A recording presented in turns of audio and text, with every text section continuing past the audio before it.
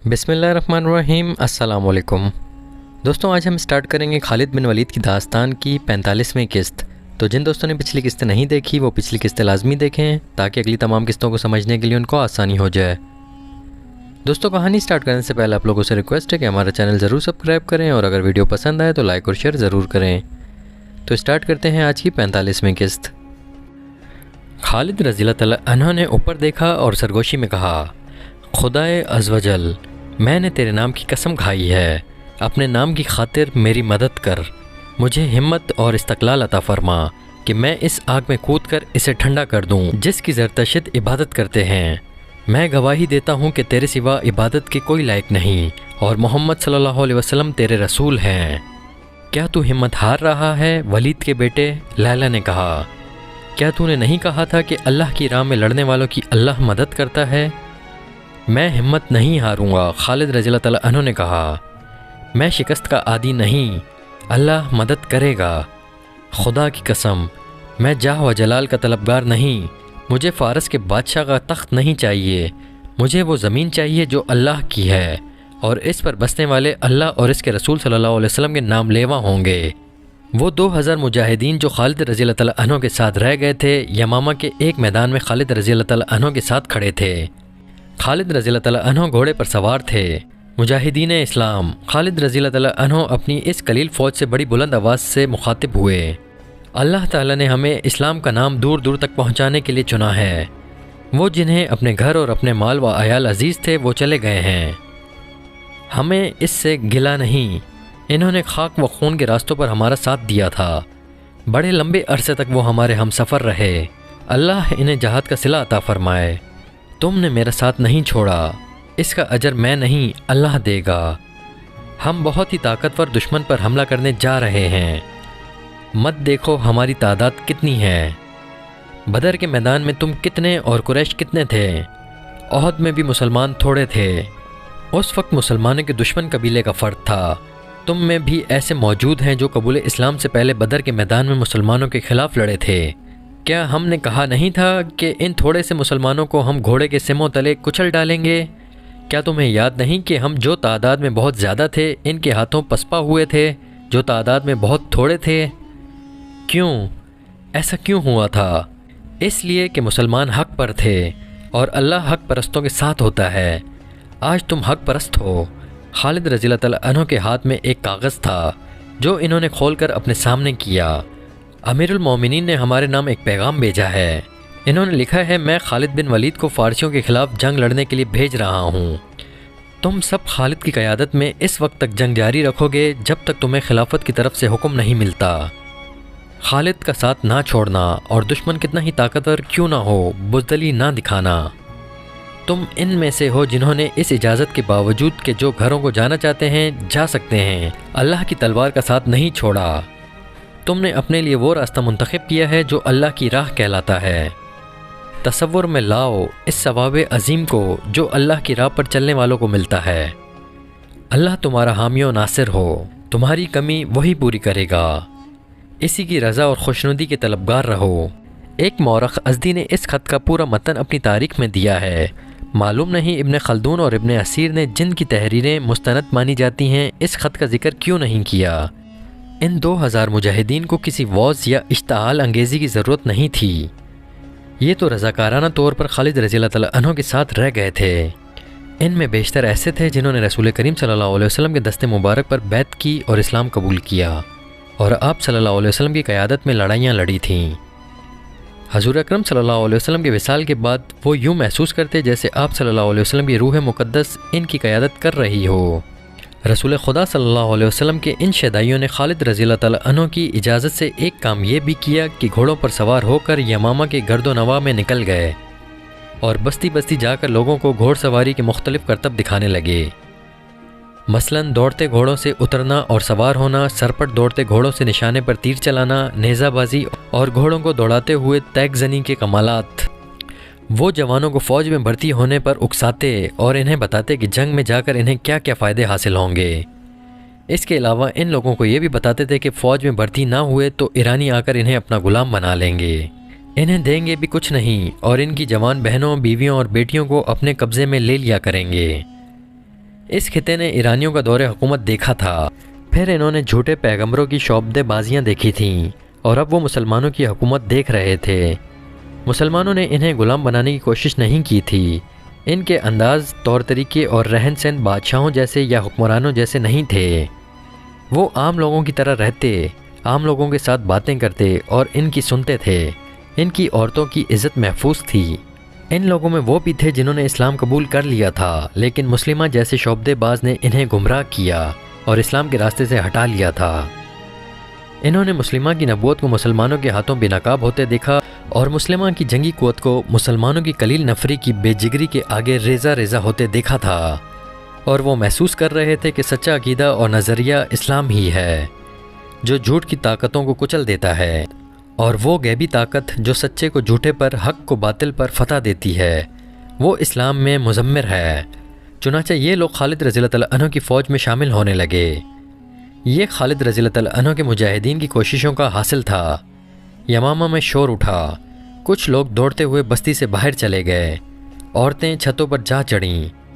उफ़क़ से गर्द की घटाएं उठ रही थीं और यमामा की तरफ बढ़ रही थीं। आंधी आ रही थी। लश्कर है, किसी का लश्कर आ रहा है, होशियार, खबरदार, तैयार हो जाओ। खालिद रज़ियल्लाहु तआला अन्हु एक किला नुमा मकान पर जा चढ़े। ये आंधी नहीं, किसी की फ़ौज थी। मुर्तदीन के सिवा और किसकी फ़ौज हो सकती थी? खालिद रज़ियल्लाहु तआला अन्हु को अफसोस होने लगा कि किस बुरे वक्त इन्होंने अपनी फ़ौज से कहा था कि जो घरों को जाना चाहते हैं चले जाएं। गर्द के जो बादल उठते नज़र आ रहे थे, ये बहुत बड़े लश्कर की गर्द थी। खालिद रज़ियल्लाहु तआला अन्हु के पास सिर्फ 2000 नफरी थी, या वो नफरी थी जो अभी अभी फ़ौज में शामिल हुई थी। इस पर भी भरोसा नहीं किया जा सकता था, लेकिन और हो भी क्या सकता था। यमामा की आबादी थी, इसमें लड़ने वाले आदमी मौजूद थे, लेकिन ये ख़तरा भी मौजूद था कि ये लोग दुश्मन से मिल जाएंगे, और ये ख़तरा भी कि ये पीठ पर वार करेंगे। मुजाहिदीन इस्लाम, खालिद रज़ियल्लाहु तआला अन्हु ने किला नुमा मकान की छत से ललकार कर कहा, बहुत बड़े इम्तिहान का वक्त आ गया है।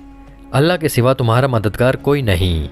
खालिद चुप हो गए, क्योंकि इन्हें दफ़ों और ढोलों की धमक सुनाई देने लगी। हमला आवर दफ़ बचाते नहीं आया करते। धमक बुलंद होती जा रही थी।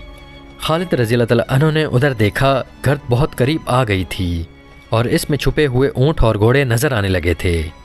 गर्द के पीछे आने वाला लश्कर नारे लगाने लगा, इस्लाम के पासबानों। खालिद रज़ियल्लाहु तआला अन्हु ने ऊपर से चिल्लाकर कहा, अल्लाह की मदद आ रही है, आगे बढ़ो, इस्तकबाल करो, देखो ये कौन है। खालिद रज़ियल्लाहु तआला अन्हु दौड़ते नीचे उतरे, अपने घोड़े पर कूद कर सवार हुए और घोड़े को ईड़ लगाकर बस्ती से निकल गए। आने वाला लश्कर बस्ती से कुछ दूर रुक गया और 2 घोड़ सवार आगे बढ़े। खालिद रज़ियल्लाहु तआला अन्हु इन तक पहुँचे और घोड़े से उतरे। वो दोनों सवार भी उतर आए। वो मज़र और रबिया कबाइल के सरदार थे। मदीना से इत्तला आई थी कि तुम्हें मदद की ज़रूरत है। एक सरदार ने कहा, मैं 4000 आदमी साथ लाया हूँ। इनमें शतर सवार भी हैं, घोड़सवार भी हैं और पयादे भी, और 4000 की तादाद मेरे कबीले की है। दूसरे सरदार ने कहा। खालिद रज़ियल्लाहु तआला अन्हु ने फ़र्द मुसर्रत से दोनों को अपने बाजुओं में ले लिया और खुशी से कांपती हुई आवाज़ में बोले, अल्लाह की कसम, अल्लाह ने मुझे कभी मायूस नहीं किया। खालिद रज़ियल्लाहु तआला अन्हु के पास अब 10,000 नफरी का लश्कर जमा हो गया था। इन्होंने मज़र और रबिया के सरदारों को अच्छी तरह समझा दिया कि इन्हें कहाँ जाना है और दुश्मन कितना ताकतवर है। हम तुम्हारी मदद को आए हैं, वलीद के बेटे, एक सरदार ने कहा। हमारी मंजिल वही है जो तुम्हारी है। मदीना से हमें इतला मिली है कि अमीर लश्कर तुम हो। दूसरे सरदार ने कहा, जहाँ कहोगे चलेंगे, दुश्मन जैसा भी होगा लड़ेंगे। खालिद रज़ियल्लाहु तआला अन्हु ने ईरानी सल्तनत के एक हाकिम हरमस के नाम पैगाम लिखवाया। इस वक्त इराक ईरान की शहनशाही का एक सूबा था। इसका हाकिम या अमीर हरमस था, जिसकी हैसियत आजकल के गवर्नर जैसी थी। इसका जिक्र पीछे आ चुका है। वो बड़ा ही बदनीयत, झूठा और फरेबकार था। कमीनगी में इसका नाम ज़रबल मसल के तौर पर इस्तेमाल होता था। खालिद रज़ियल्लाहु तआला अन्हु ने इसके नाम ख़त में लिखवाया, तुम इस्लाम कबूल कर लोगे तो तुम्हारे लिए अमन होगा, अगर नहीं तो अपना इलाका सल्तनत इस्लामिया में शामिल कर दो। इसके हाकिम तुम ही रहोगे और मदीना की खिलाफत को जजिया अदा करते रहोगे। इसके एवज़ तुम्हारी और तुम्हारे लोगों की सलामती और दिफा के ज़िम्मेदार हम होंगे। اگر یہ بھی منظور نہیں تو اپنی سلامتی کے ذمہ دار تم خود ہوگے۔ اللہ ہی جانتا ہے کہ تمہارا انجام کیا ہوگا۔ فتح و شکست اللہ کے اختیار میں ہے، لیکن میں تمہیں خبردار کرنا اپنا فرض سمجھتا ہوں کہ ہم وہ قوم ہیں جو موت کے اتنے ہی عاشق ہیں جتنی کہ تمہیں زندگی عزیز ہے۔ میں نے اللہ کا پیغام تم تک پہنچا دیا ہے۔ خالد رضی اللہ تعالیٰ عنہ نے یہ خط ایک ایلچی کو دے کر کہا کہ وہ 2 محافظ اپنے ساتھ لے جائے اور جس قدر تیز جا سکتا ہے یہ پیغام ہرمز تک پہنچائے اور جواب لائے۔ تمہاری واپسی تک میں یمامہ میں نہیں ہوں گا۔ خالد رضی اللہ تعالیٰ عنہ نے ایلچی سے کہا، مجھے عراق کی سرحد پر کہیں ڈھونڈ لینا، ابلا کو یاد رکھنا، وہاں سے تمہیں پتہ چل جائے گا کہ میں کہاں ہوں۔ ایلچی کی روانگی کے فوراً بعد خالد رضی اللہ تعالیٰ عنہ نے 10,000 کے لشکر کو کوچ کا حکم دے دیا۔ خالد رضی اللہ تعالیٰ عنہ کو پتہ نہیں تھا کہ اللہ کی ابھی اور مدد اس کی منتظر ہے۔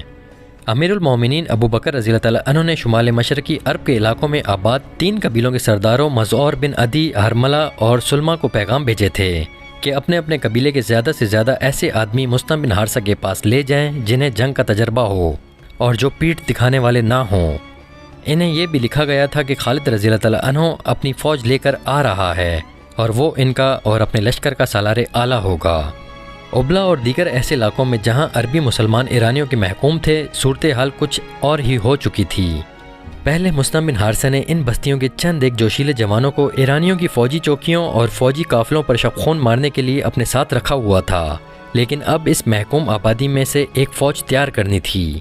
کچھ فوج تو اس نے اپنے قبیلے بکر بن وائل سے تیار کر لی تھی، جو مدینہ کے ایک سالار علا بن حضرمی کے دوش بدوش عراق کی سرحد کے علاقوں میں مرتدین کے خلاف لڑی بھی تھی۔ مستم نے ایرانیوں کے محکوم مسلمانوں کو اطلاع بھیج دی تھی کہ جس قدر جوان آدمی وہاں سے نکل کر باہر آ سکیں آ جائیں۔ مسلمانوں کا وہاں سے نکلنا خطرے سے خالی نہیں تھا، کیونکہ زرتشتوں کی فوج مسلمانوں کی بستیوں پر کڑی نظر رکھتی تھی۔ انہیں معلوم تھا کہ ان پر شب خون مارنے والے یہی مسلمان ہیں۔ اب ایران کی فوج کو نئے احکام ملے تھے۔ یہ احکام جاری کرنے والا عراقی صوبے کا حاکم ہرمز تھا۔ چند ہی دن پہلے کا واقعہ تھا کہ خالد رضی اللہ تعالیٰ عنہ کا ایلچی ہرمز کے دربار میں پہنچا۔ یہ شہنشاہوں کا دربار تھا۔ ہرمز کو جب اطلاع دی گئی تھی کہ مدینہ کے سالار خالد رضی اللہ تعالیٰ عنہ کا ایلچی آیا ہے تو ہرمز نے چہرے پر نفرت اور رعونت کے آثار پیدا کر لیے تھے۔ میں کسی مسلمان کی صورت نہیں دیکھنا چاہتا، اس نے کہا تھا، لیکن میں دیکھنا چاہتا ہوں کہ وہ کیوں آیا ہے۔ زرتشت کی قسم، ایک درباری نے اٹھ کر ہرمز سے کہا، خالد کا ایلچی کوئی پیغام لایا ہوگا جو اس کی اپنی موت کا پیغام ثابت ہوگا، لے آؤ اسے اندر۔ ہرمز نے کہا۔ خالد رضی اللہ تعالیٰ عنہ کا ایلچی 2 محافظوں کے ساتھ بڑے تیز قدم اٹھاتا ہرمز کے دربار میں داخل ہوا اور سیدھا ہرمز کی طرف گیا۔ 2 برچی برداروں نے سامنے آ کر اسے روکا، لیکن وہ دونوں کے درمیان سے گزر کر ہرمز کے سامنے جا کھڑا ہوا۔ السلام علیکم، ایلچی نے کہا۔ ہرمز آتش پرست کو خالد بن ولید سالار مدینہ کا سلام پہنچے، جن کا ایک پیغام لایا ہوں۔ ہم اس سالار کا سلام قبول نہیں کریں گے جس کے ایلچی میں اتنی بھی تمیز نہیں کہ ہمارے جاہ و جلال کو پہچان سکے۔ ہرمز نے حقارت سے کہا، کیا مدینہ میں جنگلی اور گوار آباد ہیں؟ کیا تمہیں نہیں بتایا گیا کہ تم ایک شاہی دربار میں جا رہے ہو؟ تمہیں دربار کے آداب نہیں سکھائے گئے؟ مسلمان صرف اللہ کے دربار کے آداب سے آگاہ ہوتا ہے۔ ایلچی نے جرت سے سر کچھ اور اونچا کر کے کہا، اس انسان کو اسلام کوئی حیثیت نہیں دیتا جو اللہ کے بندوں پر اپنے دربار کا رعب دکھاتا ہے۔ میں تمہارا درباری نہیں، اس سالار کا ایلچی ہوں جسے اللہ کے رسول صلی اللہ علیہ وسلم نے اللہ کی تلوار کہا ہے۔ ہرمز کے سامنے وہ تلوار کند ہو جائے گی۔ ہرمز نے پھر اونوں کے سے لہجے میں کہا اور ہاتھ بڑھا کر تحکمانہ لہجے میں بولا، لاؤ تمہارے اللہ کی تلوار نے کیا پیغام بھیجا ہے۔ ایلچی نے پیغام اس کے ہاتھ میں دے دیا، جو وہ اس طرح پڑھنے لگا جیسے ازراہ مذاق اس نے ایک کاغذ ہاتھ میں لے لیا ہو۔ پیغام پڑھ کر اس نے مٹھی میں اس طرح چڑمڑ کر دیا جیسے یہ ایک ردی کا ٹکڑا ہو جسے وہ پھینک دے گا۔ کیا کیڑے مکوڑے یہ خواب دیکھ رہے ہیں کہ وہ ایک چٹان سے ٹکر لے سکیں گے؟ ہرمز نے کہا، کیا مدینے والوں کو کسی نے نہیں بتایا کہ ہرکل بھی اس چٹان سے ٹکرا کر اپنا سر پھوڑ چکا ہے؟ کیا ہم تمہیں اپنی فوج کی ایک جھلک دکھائیں تاکہ تم اپنے سالار کو اور اپنے بوڑھے خلیفہ کو بتا سکو کہ عراق کی سرحد کی طرف دیکھنے کی بھی جرت نہ کریں؟ مجھے سالار اعلیٰ نے صرف یہ حکم دیا تھا کہ یہ پیغام ہرمز تک پہنچا کر اس کا جواب لاؤ۔ ایلچی نے کہا، میں تمہاری کسی بات کا جواب نہیں دے سکتا کیونکہ مجھے ایسا کوئی حکم نہیں ملا۔ تم جیسے ایلچی کے ساتھ ہم یہ سلوک کرتے ہیں کہ اسے قید خانے میں پھینک دیتے ہیں۔ ہرمز نے کہا، اگر ہم رحم کریں تو اسے قید خانے کی اذیت سے بچانے کے لیے جلاد کے حوالے کر دیتے ہیں۔ میری جان میرے اللہ کے ہاتھ میں ہے، ایلچی نے پہلے سے زیادہ جرأت سے کہا۔ اگر تم مسلمان ہوتے تو تمہیں علم ہوتا کہ مہمان کے ساتھ کیا سلوک کیا جاتا ہے، لیکن اللہ کے منکر اور آگ کے پجاری سے اس سے بہتر سلوک کی توقع نہیں کی جا سکتی۔ مجھے جلاد کے حوالے کر دو، لیکن یہ سوچ لو کہ مسلمان میرے اور میرے محافظوں کے خون کے ایک ایک قطرے کا انتقام لیں گے۔ ہرمز بدک کر سیدھا ہو بیٹھا، غصے سے اس کی آنکھیں لال سرخ ہو گئیں، ویسی ہی سرخی اس کے چہرے پر بھی آ گئی جیسے کہ وہ خالد رضی اللہ تعالیٰ عنہ کے اس ایلچی کو کچا چبا جائے گا۔ نکال دو اسے ہمارے دربار سے، ہرمز نے گرج کر کہا۔ 4-5 درباری جن کے ہاتھوں میں برچھیاں تھیں تیزی سے آگے بڑھے۔ ایلچی کے دونوں محافظوں نے تلواریں نکال لیں۔ پہلے وہ دونوں ایلچی کے پیچھے کھڑے تھے، اب وہ ایلچی کے پہلوؤں میں اس طرح کھڑے ہو گئے کہ ان کی پیٹھیں ایلچی کی طرف تھیں۔ ہرمز، ایلچی نے بارعب آواز میں کہا، جنگجو میدان جنگ میں لڑا کرتے ہیں، اپنی طاقت کا گھمنڈ اپنے دربار میں نہ دکھا۔ مجھے اپنے سالار کا پیغام کا جواب مل گیا ہے، تجھے ہماری کوئی شرط قبول نہیں، نکل جاؤ اس دربار سے۔ ہرمز نے غصے سے کانپتی ہوئی بلند آواز سے کہا، اپنے سالار سے کہنا کہ میری طاقت کو میدان جنگ میں آزما لے۔ ہرمز کے برچھی بردار درباری اس کے اشارے پر رک گئے تھے۔ ایلچی کے محافظوں نے تلواریں نیاموں میں ڈال لیں۔ ایلچی پیچھے کو مڑا اور تیز قدم دربار سے نکل گیا۔ دونوں محافظ اس کے پیچھے پیچھے جا رہے تھے۔ ہرمز نے مٹھی کھولی جس میں خالد کا پیغام چڑمڑ کیا ہوا تھا۔ چونکہ یہ پیغام باریک کھال پر لکھا ہوا تھا اس لیے یہ مٹھی کھولتے ہی سیدھا ہو گیا۔ ہرمز نے یہ پیغام فارس کے شہنشاہ اردشیر کی طرف اس اطلاع کے ساتھ بھیج دیا کہ وہ مسلمانوں سے مقابلے کے لیے فوری طور پر سرحد کی طرف کوچ کر رہا ہے اور وہ مسلمانوں کو سرحد سے دور ہی ختم کر دے گا۔ ہرمز کا اقبال بلند ہو، اس کے ایک درباری نے کہا، جس دشمن کو آپ سرحد سے دور ہی ختم کرنا چاہتے ہیں وہ پہلے ہی سرحد کے اندر موجود ہے۔ ہرمز نے سوالیہ نگاہوں سے اس کی طرف دیکھا۔ یہ وہ عربی مسلمان ہیں، اس درباری نے کہا، جو دجلہ اور فرات کے اس علاقے میں آباد ہیں جہاں یہ دونوں دریا ملتے ہیں۔ یہ علاقہ ابلا تک چلا جاتا ہے۔ انہوں نے کب کی سلطنت ایران کے خلاف جنگ شروع کر رکھی ہے۔ مدینہ والوں نے ہم پر حملہ کیا تو یہ مسلمان ان سے مل جائیں گے۔ میں ایک عرض کرنے کی جرأت کرتا ہوں، ایک فوجی مشیر نے کہا۔ کئی دنوں سے اطلاعیں مل رہی ہیں کہ مسلمان جو لڑنے کے قابل ہیں یعنی جوان ہیں وہ اپنی بستیوں سے غائب ہوتے جا رہے ہیں۔ وہ یقیناً مصطح بن حارثہ تک پہنچ رہے ہیں۔ اس میں کوئی شک نہیں کہ وہ فوج کی صورت میں منظم ہو رہے ہیں۔ کیا تم نے فرار کا یہ سلسلہ روکنے کے لیے کوئی کارروائی کی ہے؟ ہرمز نے پوچھا۔ فوجی دستے باقاعدہ نگرانی کر رہے ہیں، فوجی مشیر نے جواب دیا۔ اس کے باوجود مسلمان غائب ہو رہے ہیں۔ ہرمز نے غصے اور طنز سے کہا، سرحدی چوکیوں کو ابھی حکم بھیجو کہ مسلمانوں کی بستیوں پر چھاپے مارتے رہیں۔ ہر بستی کی تمام آبادی کو باہر نکال کر دیکھیں کہ کتنے آدمی غائب ہیں اور وہ کب سے غائب ہیں۔ جس گھر کا آدمی غائب ہو اس گھر کو آگ لگا دو۔